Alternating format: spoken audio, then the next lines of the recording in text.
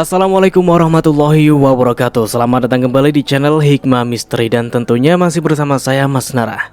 Apa kabar kalian semua? Semoga selalu baik-baik saja, sehat badannya, dilimpahkan rezekinya dan dihindarkan dari segala merbahaya. Amin. Di kesempatan kali ini saya akan menceritakan sebuah cerita horor dengan judul Kekasih Gelapku. Cerita ini ditulis oleh akun Facebook bernama Celeng Oleng.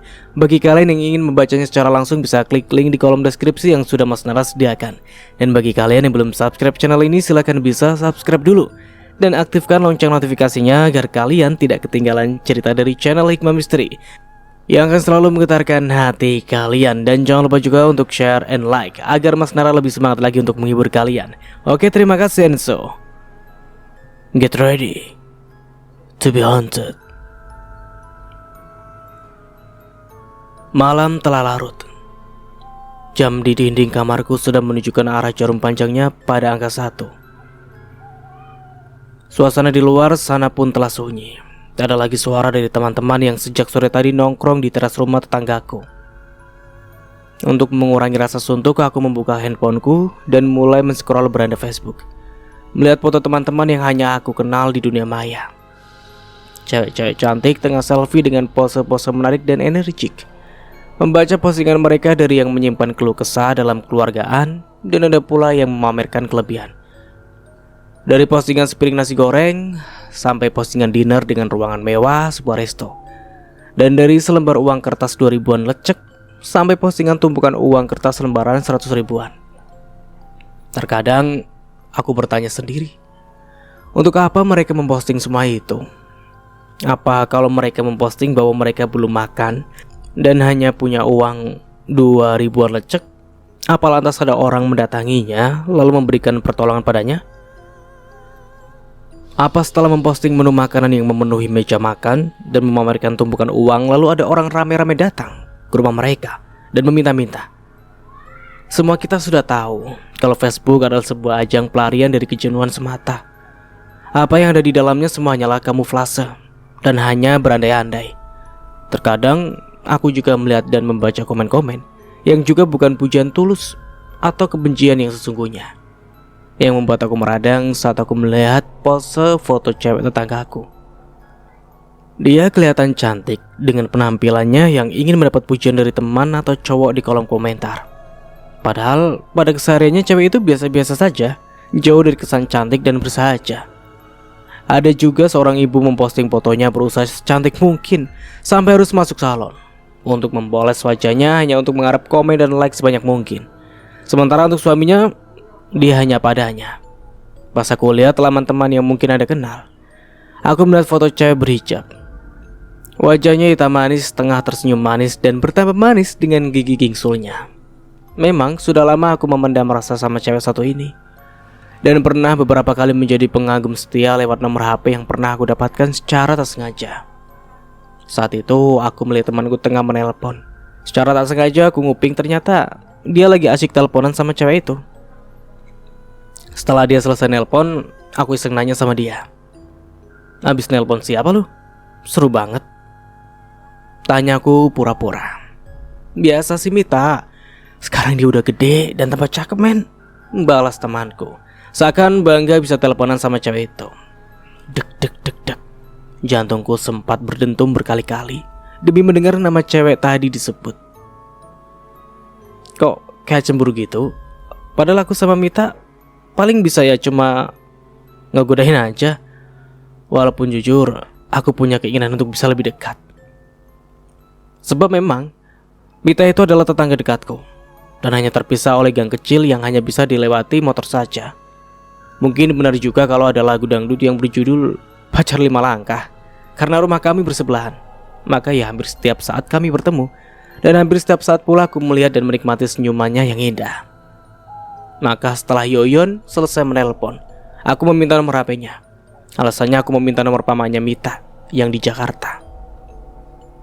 Aku pura-pura jelasin sama Yoyon kalau aku mau mencoba nanyain sama pamannya, barangkali ada kerjaan buatku. Yoyon percaya tanpa ada rasa curiga, dan dia dengan ikhlas memberikan nomor Mita yang aku langsung save di HP-ku.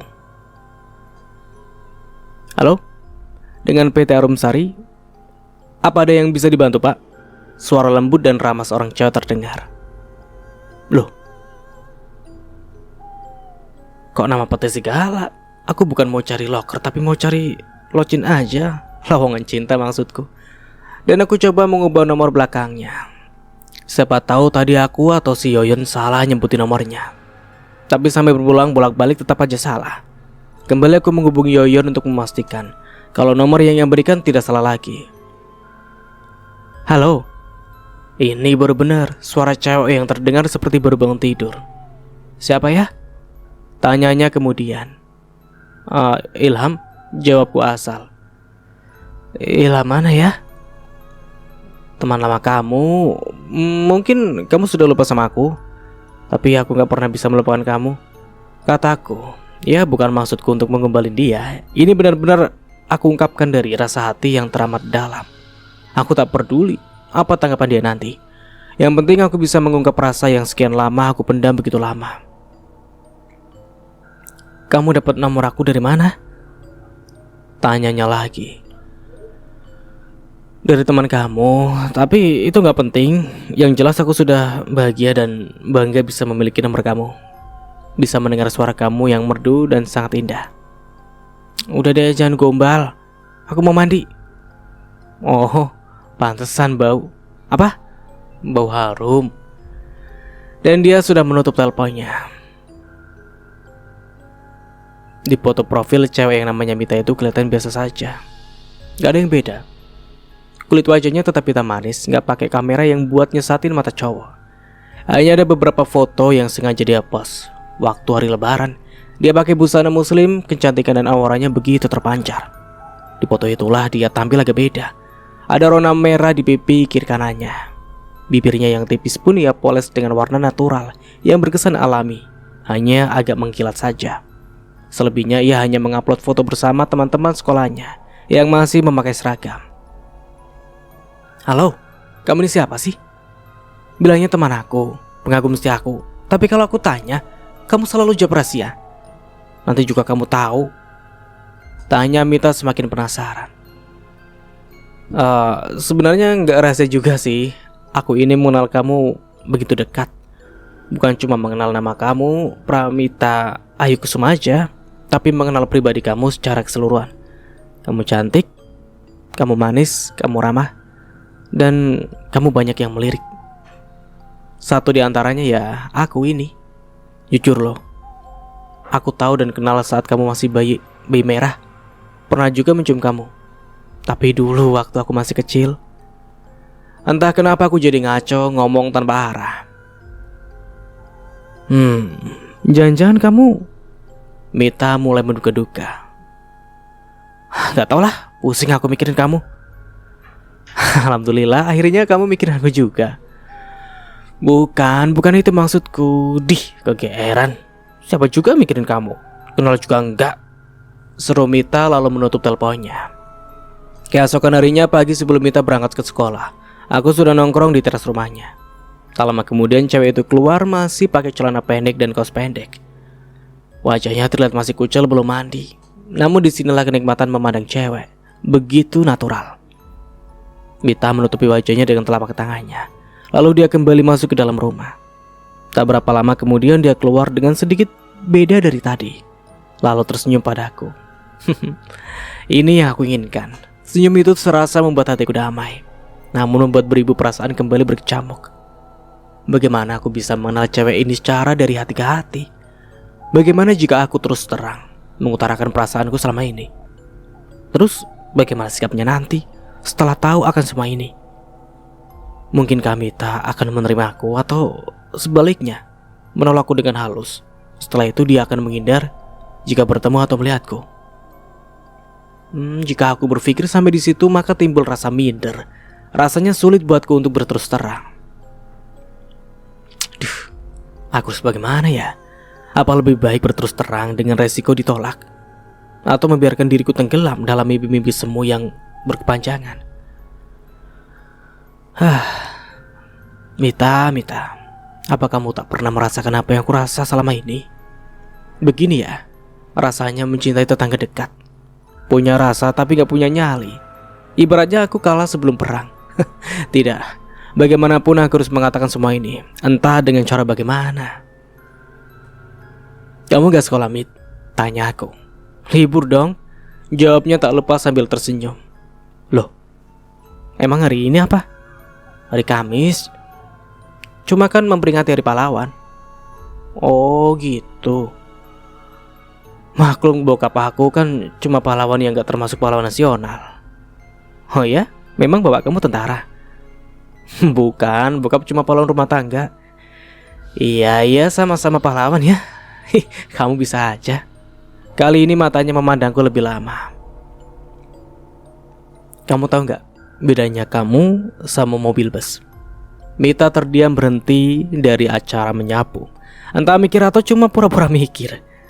Gak tau lah, masa aku disamain sama mobil bus? Apa coba bedanya? Kalau mobil bus full AC, tapi kalau kamu full senyum. Mita pura-pura cemberut membuat pipinya yang lesung terlihat agak kembung. Tuh kan, cemberutnya gak tulus. Dia mendekati aku. Tangan kanannya mengepal seperti ingin memukulku. Aku memejamkan mata menunggu sampai dia memukulku.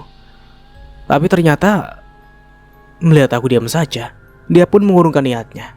Sehingga tangan itu masih kaku di depan wajahku. Aku menangkap lengannya. Dan anehnya dia tidak berusaha melepaskannya. Mendapat angin baik, aku tidak menyanyiakan kesempatan yang bisa menjadi momen indah buatku. Maka aku sengaja mencium tangannya. Entah kenapa dia diam saja, malah memandangku dengan sayu. Terus saja, sampai sini, katanya seperti bercanda. Tapi bagiku ini satu kesempatan emas. Maka aku pun mencium bukan hanya bagian telapak tangannya saja. Aku menikmati kulit halusnya hingga pangkal lengannya. Ada aroma khas dari cewek yang makin membuatku bergairah. Sesekali aku melihat ekspresi wajahnya. Ternyata dia juga seakan menikmati sentuhan bibirku. Bruk. Tiba-tiba mamahnya menaruh dagangannya yang akan disusun di meja. Kami tersadar. Mita segera menarik lengannya, dan aku pun dengan terpaksa melepaskannya. Tante Rita emang gak marah sih ngeliat kita berdua lagi ciuman tangan. Dia cuma bilang gini, balik dong, yang cewek cium tangan cowok. Kalau itu sih cium tangan buat cowok yang lagi nembak cewek. Tapi kamu gak lagi nembak Mita kan, Gi? Aku belum sempat menjawab, tapi Mita udah masuk duluan. Terus kamu ngapain? Pagi-pagi udah nongkrong di sini. Emangnya gak kerja? Tanya tante lagi. Jemur badan tante, depan rumahku mataharinya ketutupan gang ini. Aku hari ini libur, ada acara sama teman. Balasku asal saja. Anak muda selalu bilang ada acara, nanti dipecat kamu baru nyaho, kata Tante Rita sambil terus merapikan dagangannya. Mamanya Mita memang hanya berjualan kecil-kecilan, cuma menyajikan jajanan anak-anak seperti ciki dan berbagai es jus. Tapi bisa juga tante membuatkan kopi kalau kebetulan ada yang pesan. Jualan iseng istilahnya. Memang pada mulanya hanya anak-anak yang jajan. Namun bila habis maghrib, ada aja si pemuda yang pesan kopi sambil ngemil. Sebabnya yaitu tadi. Apalagi kalau bukan ingin melihat Mita. Gak heran lah kalau Mita ini mampu menarik hati para cowok seumuran aku. Karena memang Mita mempunyai perangai yang baik, cepat akrab, dan nyambung kalau diajak ngobrol. Tapi mamahnya membatasi waktu untuknya sampai jam 9 atau 10. Setelah itu Mita harus istirahat karena paginya harus ke sekolah. Dan untuk menemani teman-temanku yang masih ngopi, Tante Rita menyetel TV sambil beresin dagangannya dan menutupnya. Pantai Pangandaran.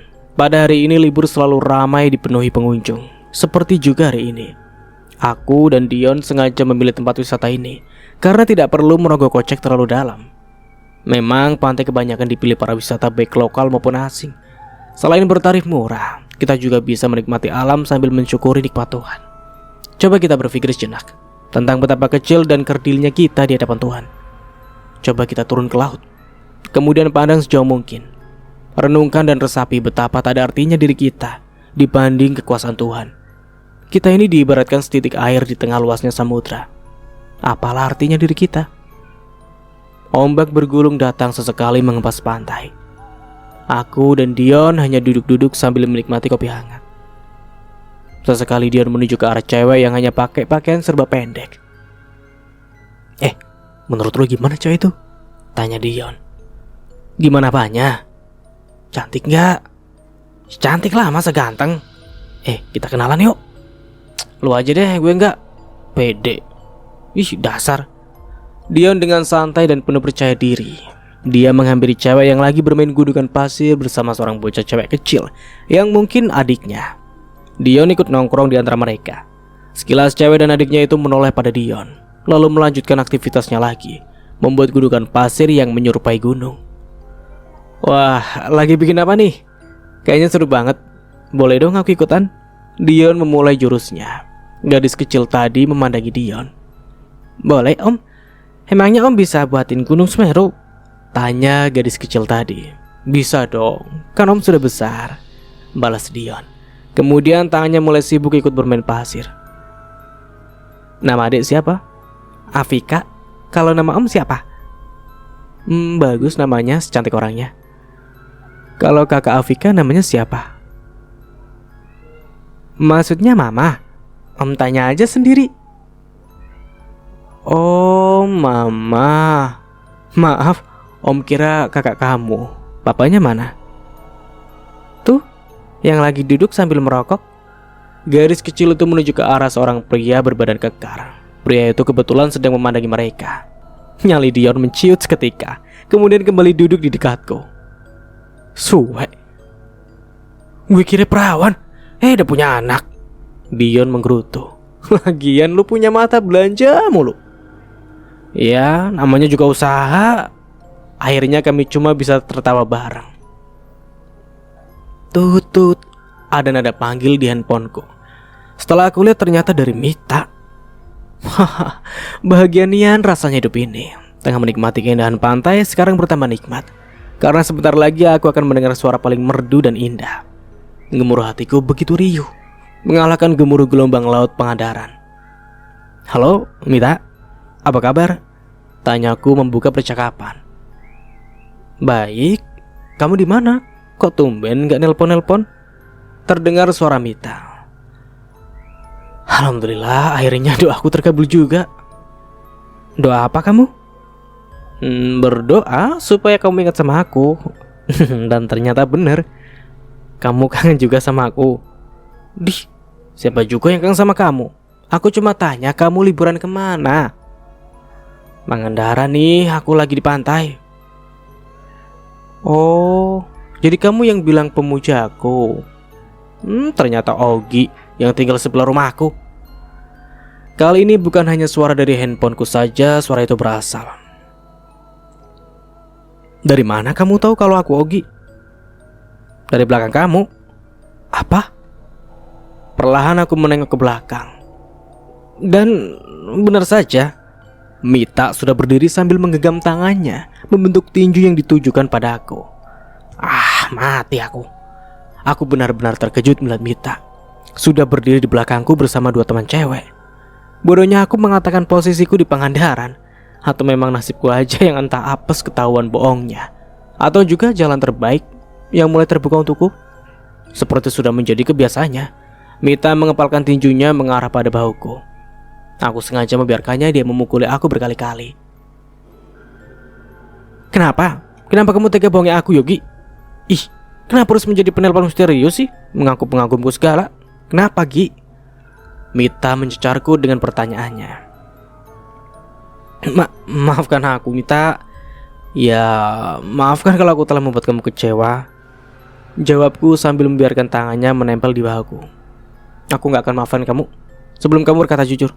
Permainan apa yang tengah kamu lakukan? Aku sejujurnya takut untuk mengatakan yang sebenarnya. Aku takut kamu akan marah dan kamu tidak lagi mau mengenalku. Lantas apa kamu pikir sekarang aku tidak marah? Aku kecewa, Yogi. Ternyata kamu adalah seorang pembohong. Sampai di situ Mita terdiam. Kemudian dia melangkah pergi. Mita, tunggu. Aku berlari kecil untuk mengejarnya. Dia menghentikan langkahnya. Aku berusaha meraih lengannya, dan ternyata dia pun membiarkan lengannya aku pegang. Aku jujur sama kamu. Kalau selama ini aku... Mita, hayo! Panggil teman-teman agak berteriak keras karena suara deru ombak yang cukup besar. Mita ingin melepas pegangan tanganku, namun aku tidak melepaskannya. Matanya menatap tajam seakan mencari sesuatu pada bola mataku. Aku mencintaimu, Mita. Maaf kalau aku selama ini tidak mengungkapkan perasaanku. Aku takut kamu akan membenci aku dan tak mau lagi mengenalku. Sekarang aku sudah jujur. Aku udah lega melepaskan beban terberat dalam jiwaku. Aku sudah merasa lega, tak ada lagi kata yang harus kusembunyikan. Sekarang semua terserah kamu. Terserah keputusanmu. Aku akan menerima semua konsekuensinya. Sekali lagi maafkan aku. Setelah melepaskan semua beban itu, aku melepas genggam tanganku, namun sungguh di luar dugaan. Mita malah mempererat genggaman tanganku. Yogi, aku tidak marah sama kamu. Aku hanya kecewa. Kenapa kamu tidak mengungkapkan semua ini? Tapi maafkan aku. Kamu kenapa? Katakan, Mita. Katakan kalau kamu sudah memiliki... Shh. Jari telunjuk Mita menempel di bibirku. Jangan bilang siapa-siapa ya. Kalau aku juga mencintaimu, Gi. Hah? Bentar. Apa aku gak salah dengar? Mita mencintaiku. Kini ku genggam kedua lengannya hingga kami berdiri berhadapan. Mita memejamkan matanya sambil sedikit berjincit. Perlahan aku mendekatkan wajahku pada wajahnya. Belum sempat bibirku mendarat di bibirnya, tiba-tiba cut! Teman-teman Mita sudah berada di antara kami. Mita membuka matanya kemudian tersipu malu.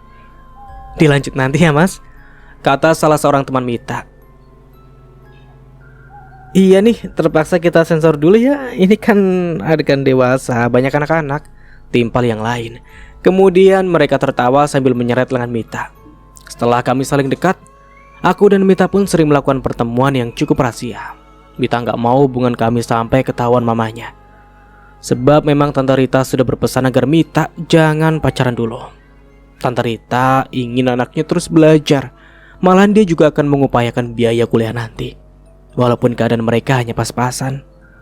Sejak kepergian suaminya, Tante Rita berjuang sendirian mencari nafkah demi putri tercintanya.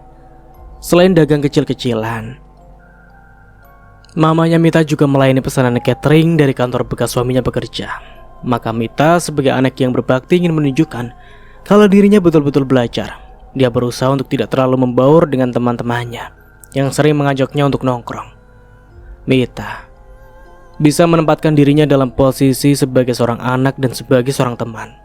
Mita tak pernah membangkang atau mengabaikan kata-kata mamanya. Mita juga bisa memilah dan memilih teman, mana yang bisa dijadikannya sahabat dan mana yang hanya sebagai teman. Dia telah belajar banyak dari mamanya, mandiri dan tidak tergantung pada siapapun. Kedisiplinan yang ditanamkan mamanya membuat Mita bisa mengambil sikap. Dia bisa menolak ajakan teman yang hanya membuang waktu dengan percuma. Dia lebih banyak diam di rumah sambil belajar dan membantu kesibukan mamanya. Singkatnya, akhirnya aku dan Mita resmi jadian. Namun kami bersikap biasa-biasa saja di hadapan Tante Rita. Tapi justru kini aku jadi merasa canggung bila bertemu dengan Tante Rita. Terkadang aku sengaja menghindar jika pas Tante melihatku tengah duduk berdua dengan Mita. Kalau sebelumnya aku bisa dan biasa bercanda dengan Mita, maka sekarang aku malah menjadi kaku. Begitu juga dengan Mita. Dia menggeser duduknya saat melihat mamanya melihat kami duduk berdempetan. Semalam aku tuh ngimpi serem banget. Aku melihat papa aku masuk kamar. Dia duduk nemenin aku nonton TV. Terus dia membelai rambutku. Aku merasa nyaman. Karena papa sudah lama pergi dan baru kembali. Papa juga mencium kening dan pipi kiri kanan. Tidak sampai di situ, papa juga mencium bibir aku. Aku kaget, ingin berontak tapi tak tega. Aku membiarkan papa mengulum bibirku sampai aku terangsang juga. Dan papa semakin berani memasukkan lidahnya mengulum lidahku. Entah sampai berapa lama. Papa mulai menciumi leher lalu tangannya meraba buah dadaku. Aku mulai tersadar kalau aku biarkan, tentu papa akan semakin jauh melakukan itu. Maka aku mulai berusaha menghindar dengan berkata, "Jangan, Pak." Papa terus menekan tubuhku hingga aku tersudut di sofa. Tangan papa terus meremas bagian payudaraku hingga terasa sakit. Dan dengan sekuat tenaga aku mendorong tubuh papa hingga dia terhuyung ke belakang. Dan aku cepat bangun dan berlari masuk ke kamar. Aku menguncinya dari dalam. Tapi aku tak menyangka papa mendobrak pintu hingga terbuka. Papa langsung menyergapku kembali, langsung menindih dan berusaha melepaskan pakaianku. Dalam keadaan panik dan putus asa aku berteriak meminta tolong. "Papa, jangan, Pak, tolong." Berkali-kali aku berteriak. Aku berteriak sampai akhirnya tubuhku terasa diguncang-guncang. "Mita, bangun. Udah sore masih tidur. Ya begini jadinya." Suara mama terdengar memanggilku. Aku benar-benar takut kalau sudah terjadi apa-apa dengan papa. Mita mengakhiri ceritanya. "Kamu berdoa aja. Mudah-mudahan tidak terjadi apa-apa sama papa kamu," ucapku sambil meraih lengannya, yang kemudian mengelus untuk menenangkannya. "Lagi pula kata orang mimpi itu hanya bunga tidur," lanjutku. "Tapi sudah 2 kali aku mimpi yang sama. Pada mimpi yang pertama, aku melihat wajah papaku nampak hitam legam, seperti orang negro sana. Dia hanya menarik dan mengembaskan aku tanpa merayu atau menjemput lebih dulu. Dia kasar seperti tak mengenal aku sebagai anaknya." Mita menambahkan ceritanya. Sudah, lupakan itu. Berdoalah demi keselamatan papa kamu." Mita membiarkan rambutnya ku belai. Kini dia merebahkan tubuhnya bertumpu pada pahaku. Angin senja bertiup semilir, membuat Mita terbuai dalam kesejukan. "Oh, pantas lu minta nomor si Mita. Nggak taunya buat ngerayu dia." "Gue nggak nyangka kalau lu nikung gue, Gi." Tiba-tiba Yoyon ngedumbel tak karuan.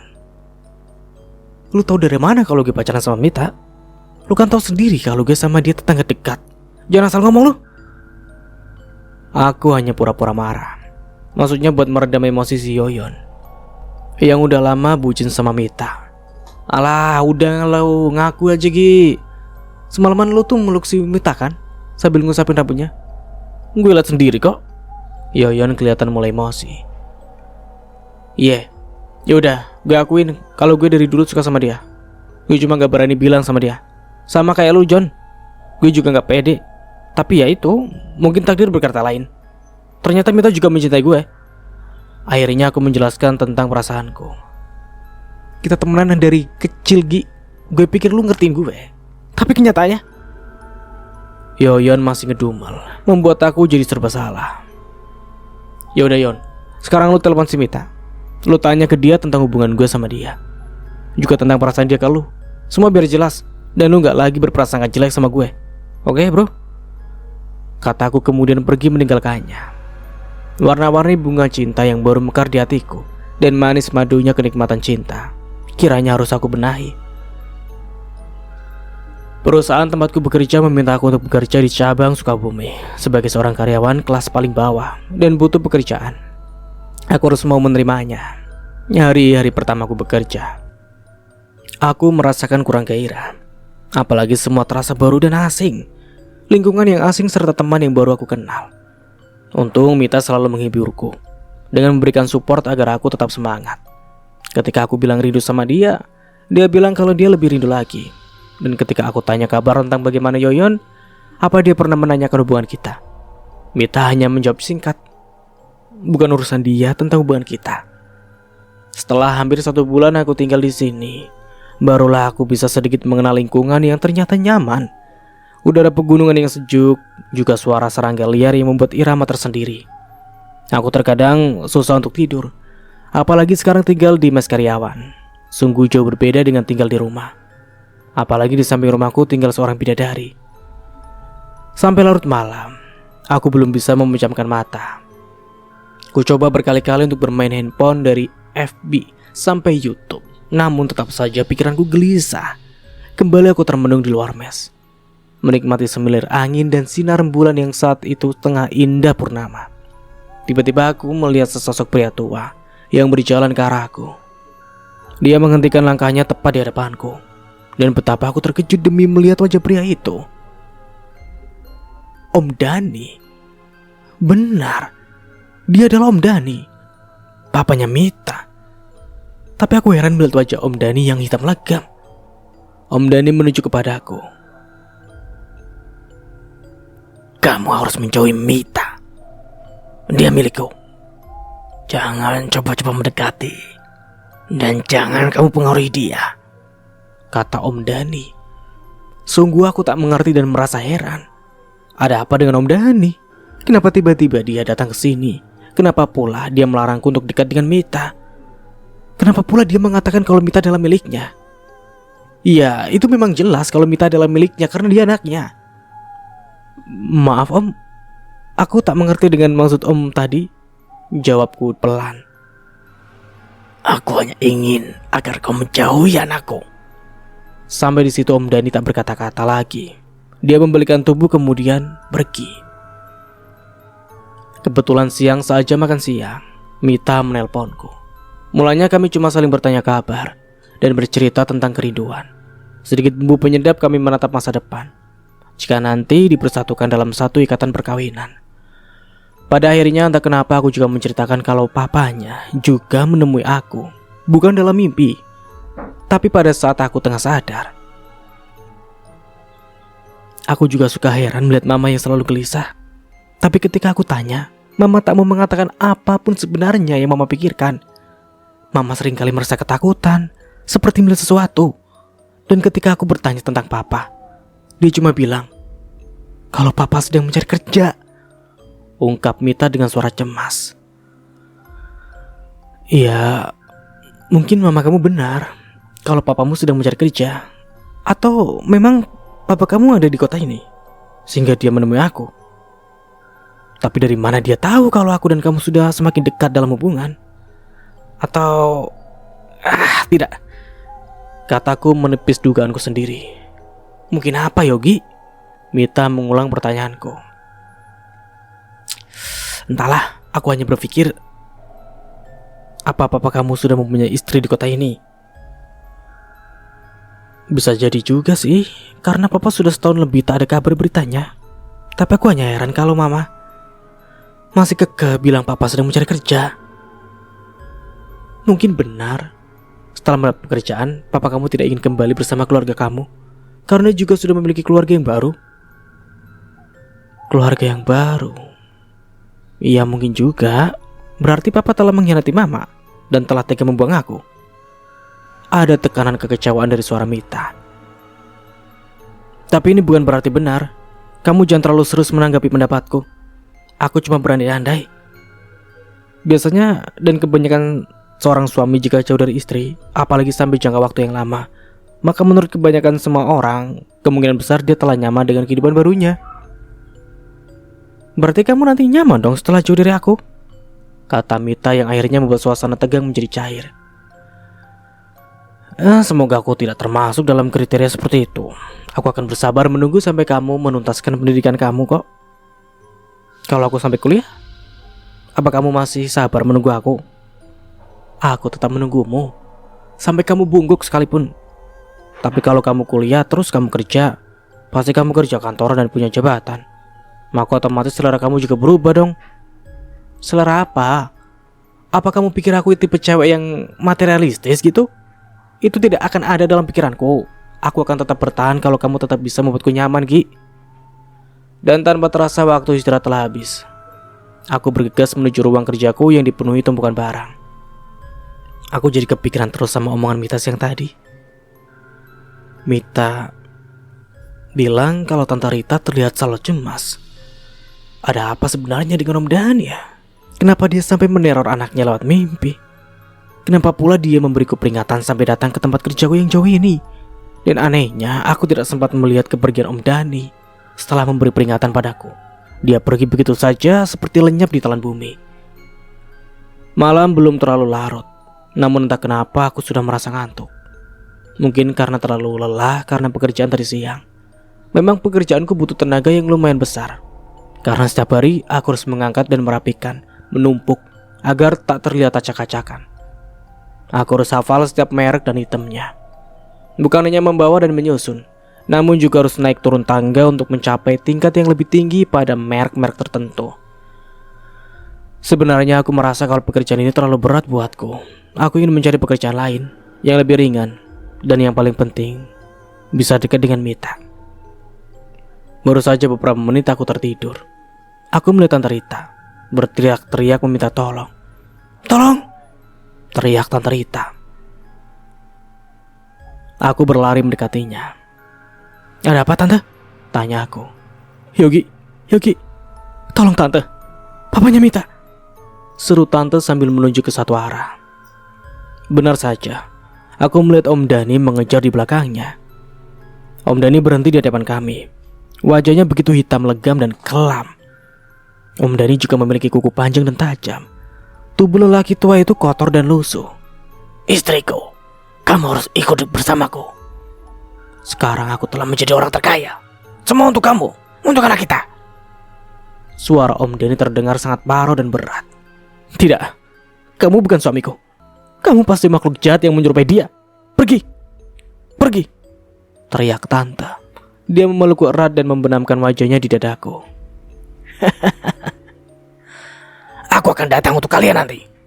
Akan aku buktikan kalau aku adalah orang yang paling kaya di seluruh kampung ini." "Dan kamu Yogi, aku sudah peringatkan kamu supaya tidak mendekati anakku. Kamu akan menyesal jika kamu mengabaikan apa yang telah kukatakan." Suara Om Dhani terdengar pelan seperti bicara pada diri sendiri. Sedetik kemudian tangan Om Dhani yang hitam legam mencekal tangan Tante Rika dan berusaha menariknya dengan paksa. Aku khawatir kalau kuku-kuku tajam Om Dhani melukai tangan Tante. "Hentikan Om, Om tidak boleh bersikap kasar sama Tante. Lagi pula mengapa tiba-tiba datang setelah sekian lama pergi? Datang dengan cara tidak wajar dan sikap Om kini sangat kasar," kataku dengan emosi. "Itu bukan urusan kamu, dan kamu akan menyesal." Setelah itu dia pergi menghilang begitu saja. Kesempatan cuti kantor untuk beberapa hari aku gunakan untuk pulang kampung. Ibu dan adikku menyambutku dengan gembira. Karena memang sudah menjadi kebiasaanku jika sehabis menerima gaji, aku selalu membeli oleh-oleh untuk keluarga di rumah. Entah berupa makanan ringan atau apa saja, yang penting khas dari daerah itu. Setelah beristirahat agak lama, Nani, adik aku, mulai mengatakan sesuatu. "Kemarin Tante Rita kesurupan loh," katanya sambil mengemil wajit terasa buah nanas. "Kesurupan gimana?" tanya aku. "Dia teriak-teriak menyebut nama Om Dhani." Jangan paksa aku. Aku gak mau ikut sama kamu, Pak. Kamu jahat." Begitu teriak Tante Rita. Nani terdiam sesaat. Dia seperti ingin melihat ekspresi wajahku yang memang terkejut. "Kamu tahu apa yang menyebabkan Tante kesurupan?" tanyaku kemudian. "Enggak, cuma menurut Pak Umar, katanya kerasukan makhluk halus. Anehnya makhluk itu menyerupai papanya Mita." "Kamu bilang tadi Pak Umar?" "Pak Umar bapaknya si Yoyon itu." Aku sempat kaget juga mendengar nama Pak Umar. Aku gak nyangka juga sih kalau ternyata bapaknya Yoyon mengerti masalah gaib, bisa menolong orang kesurupan. Terus dari mana dia tahu kalau Tante Rita kesurupan? Sedangkan rumahnya kan cukup jauh. "Kebetulan Yoyon lagi main di sini. Dia kan sering main di rumah Mita sambil ngopi atau jajan." Jelas adikku seperti tahu pikiranku. Berarti Yoyon memanfaatkan situasi. Jadi selama aku gak ada, dia mencoba mendekati Mita. Bagus, aku akan melihat bagaimana reaksi Mita nanti saat kutanya tentang Yoyon. Seperti malam-malam sebelumnya, aku duduk di teras rumah Mita. Karena memang Tante Rita membuka warung kecilnya. "Kamu Gi, kapan kamu pulang? Oleh-oleh buat Mita sama Tante mana?" tanya Tante Rita melihat aku duduk sendirian. "Ada Tante, tapi cuma sedikit kok. Nanti aku ambil dulu ya," kataku kemudian mengambil bungkusan untuk Tante Rika. "Buat siapa Gi?" tanya ibu melihatku tergesa-gesa. "Buat mamanya Mita, Bu." "Oh, buat caleman ibu," balas ibu sambil tersenyum. "Apa itu caleman?" "Calon mantu. Begitu aja kamu gak tahu? Ya udah sana antarin." Suara ibu terkekeh membuat aku ikut tertawa. "Dih, Ibu gaul juga rupanya. Balasku kemudian kembali ke rumah tante. Kamu gak nanyain Mita, Gi? Sambut tante saat aku memberikan bungkusan kecil yang berisi wajit. Maunya sih nanya tante, tapi malu sama tante. Kenapa malu? Kalian kan sudah kenal dari kecil dan tante juga tahu kok kalau kalian sudah saling dekat. Yang tante belum tahu yaitu kamu sama Mita pacaran enggak sih? Tante kok jadi kepo sih? Kita dari dulu emang sering berdua tante. Jadi kalau tante tanya apa kita pacaran atau enggak, jawabnya aku nggak tahu. Coba tanya sama Mita tante. Tapi Mita lagi keluar sama teman sekolahnya tadi. Mungkin sebentar lagi juga pulang. Ya udah tante buatin kopi gratis buat kamu sambil nungguin warung. Dulu tante mau sholat isya dan nungguin anak tante satu-satunya yang paling cantik di rumah ini. Aku gak menyangka kalau tante masih bisa berseloroh juga rupanya. Kalau aku perhatikan benar juga kata adikku, bahwa wajah tante Rita sekarang kelihatan pucat. Pipinya juga agak cekung. Dia sepertinya banyak menyimpan beban pikiran. Tapi kenapa Mita gak bilang? Atau nelpon aku kalau mamanya kerasukan kemarin? Mungkin dia gak sempat kali ya. Tengah asyik aku menjemput kopi. Tiba-tiba aku merasa kalau di belakangku ada seseorang yang tengah memperhatikan aku. Setelah aku tengok ternyata benar, Yoyon. Sepertinya ragu mau mendekat. Mungkin dia pikir bukan aku yang tengah duduk di situ. Dari sikapnya dia ingin berbalik arah, namun telah tertangkap basah karena aku sudah melihatnya.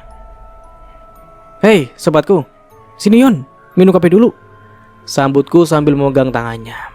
Yoyon sepertinya ragu, namun akhirnya menurut juga. Aku memesan kopi untuknya. Yon, gue dengar bokap lu bisa nulungin Tante Rita waktu dia kesurupan. Adek gue yang bilang, kataku sembari berbisik agar Tante Rita tak mendengar. Gue juga gak tahu tuh. Cuman pas gue dengar Tante kesurupan, gue cerita ke bokap sama nyokap. Dan gue gak nyangka aja, tahu-tahu bokap langsung ke rumah Tante Rita. Jelasnya sih gue sendiri gak tahu. Lu kapan pulang? Tanya Yoyon. Sepertinya dia sudah gak terlalu sinis lagi kepada aku. Tadi siang.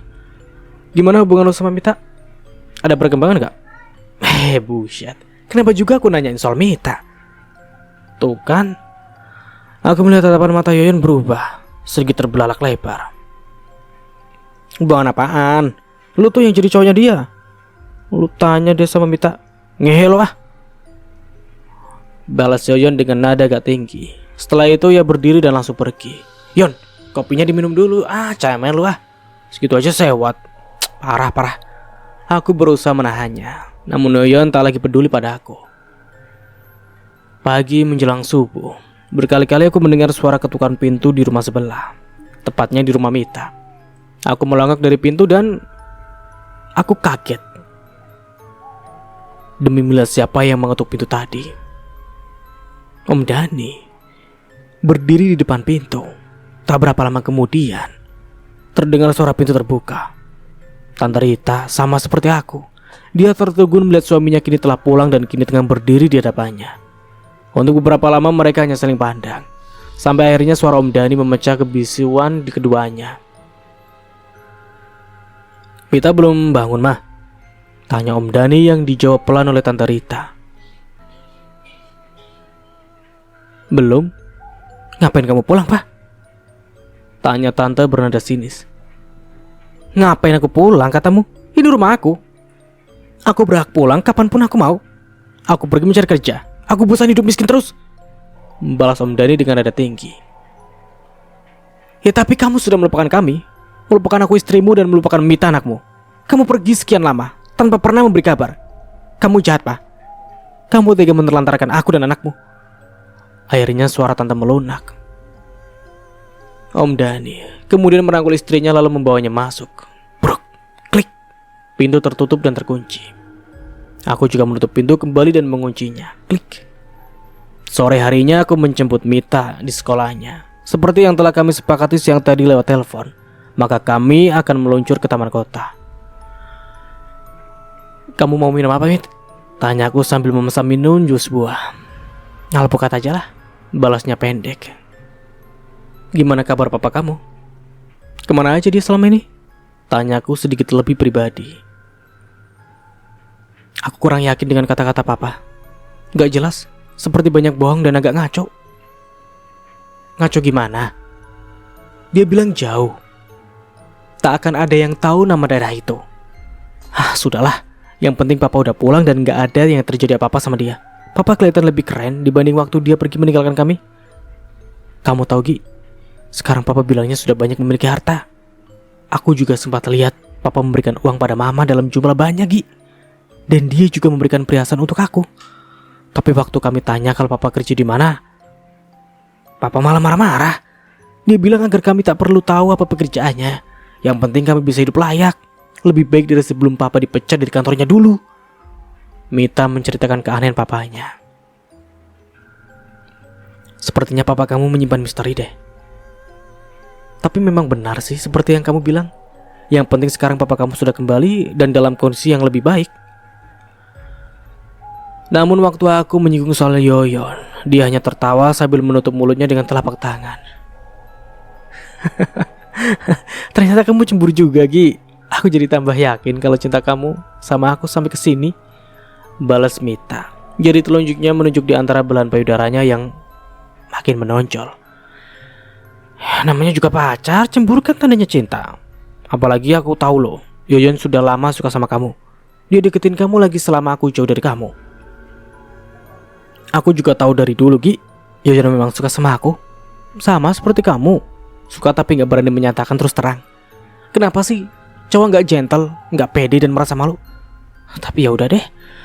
Aku cuma bilang terima kasih sama kamu kalau kamu menyimpan rasa cemburu sama Yoyon. Yoyon bagiku gak lebih cuma teman. Dan lumayan bisa jadi langganan kopi. Kamu gak usah berpikiran macam-macam. Kamu harus yakin kalau hati aku hanya milik kamu Yuki.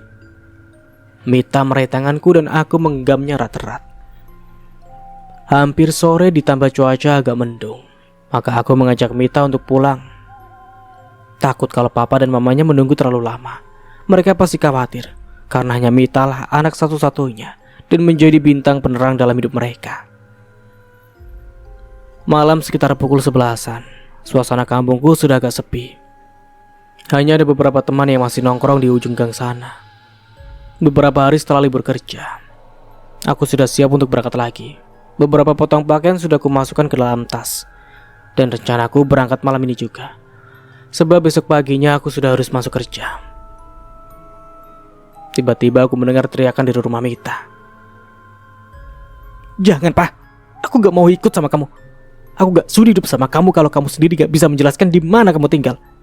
Silakan Papa ambil kembali semua yang Papa berikan kemarin dan tinggalkan kami.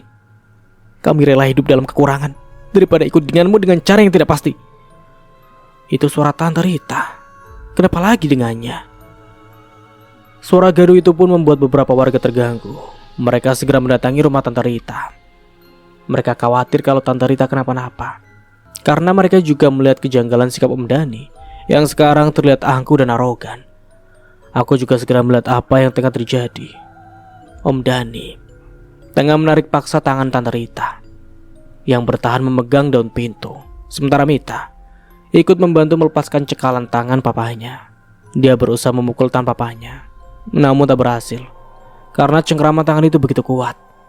Mita tak bisa nakal.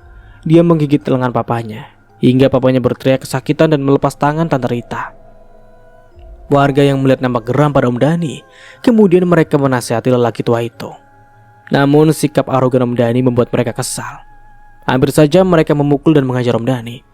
Untungnya Pak Nanang, ustadz di kampung kami datang menengahi. Astagfirullahaladzim, ada apa ini? Pak Ustadz mengucap istighfar. Anehnya saat mendengar itu, tubuh Om Dhani tersurut mundur. Wajahnya pun nampak pucat. Hari sudah terlalu malam. Orang juga sudah pada tidur. Kenapa kalian ribut-ribut? Dan kamu Dhani, sudah lama kamu pergi. Sekarang kembali dan memaksa dia untuk ikut bersamamu. Ada apa sebenarnya? Tanya Pak Ustadz. Namun Om Dhani hanya terdiam. Hanya matanya menatap tajam pada Pak Ustadz, seperti marah. Dan tanpa berkata apa-apa, dia menerobos kerumunan warga, kemudian pergi begitu saja. Mita yang melihatku langsung menghampiriku. Dia tak kuasa menahan tangisnya. Kubiarkan Mita terisak di dadaku. Mungkin lebih baik untuk meringankan beban yang menghimpit dalam jiwanya. Dan sampai di sini dulu ceritanya. Nantikan kelanjutan ceritanya di part berikutnya. Dari saya mohon maaf bila ada salah kata atau dalam penyampaian cerita. Akhir kata, wassalamualaikum warahmatullahi wabarakatuh. Sampai jumpa di video berikutnya. And bye-bye.